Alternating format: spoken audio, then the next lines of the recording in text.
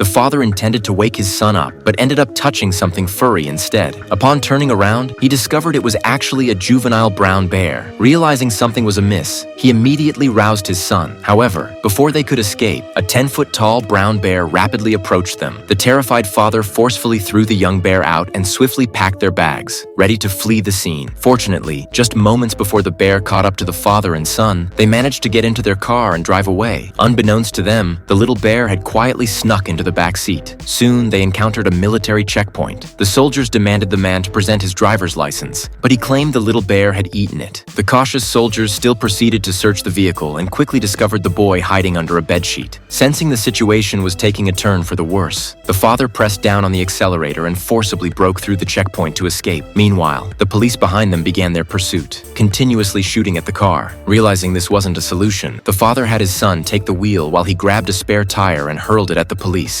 In the next second, the unprepared soldier was knocked down. Seeing the effectiveness of this method, the father threw out all the remaining spare tires, swiftly taking out all the pursuing soldiers. Just as they thought they had successfully resolved the crisis, they turned around only to see a horrifying scene. The parachute had somehow opened, and the immense drag slowed the car down considerably. At this moment, the German soldiers behind caught up. Seeing the dire situation, Adam opened the storage compartment and took out a 130-foot-long knife. With one swift slash, he severed the parachute cords behind them. In the next instant, the massive parachute flew onto the soldiers, causing them to lose control and crash into a nearby large tree. Adam then continued driving the car to escape with his son. However, as the car's license plate had been exposed and fearing further pursuit from the soldiers, Adam had no choice but to abandon the car and continue on foot with his son. They had to reach the border. Before they could get very far, a patrolling soldier noticed them. Just like that, they were captured and taken back to the police station. But just as the officer was about to interrogate Adam, he seized the opportunity to snatch the officer's handgun and ordered him to unlock the handcuffs. Adam then held the officer hostage, threatening the soldiers as they made their way to the concentration camp holding hostages. He kicked the gate open and freed all his family members inside. Then he took them to the car and escaped the scene.